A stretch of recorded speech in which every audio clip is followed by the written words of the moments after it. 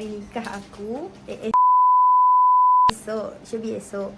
So malam ni kita orang nak pergi malam berinai dulu. Tak, diorang dah pakai baju sama dah. Baju ni sponsored by Yana. Thank you. So korang nantikan je sampai hari kejadian dia. Okay? Okay, kita orang nak pergi studio.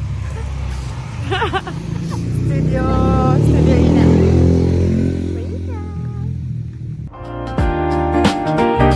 Kita dah habis berinai. Kawan-kawan kita pun dah habis berinai. So tengok dia sibuk dengan pakai tik dia lagi. So sekarang kita orang nak pergi buat transition TikTok. Kita orang tengah buat transition.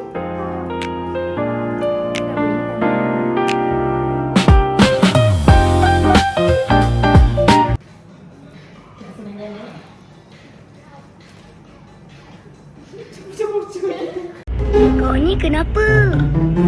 Kau tinggal sini ke? Ha?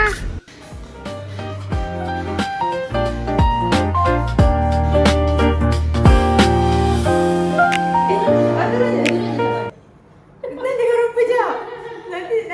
Nanti rupa tak elok. Sekali.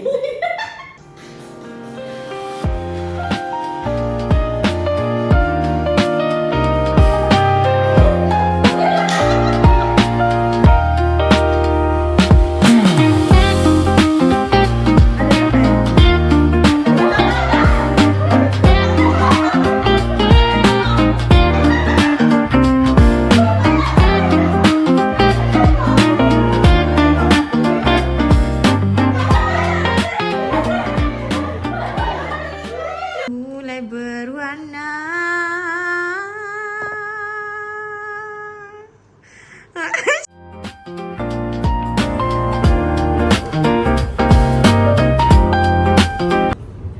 Muhammad Azim Shah bin Muhammad Fauzi.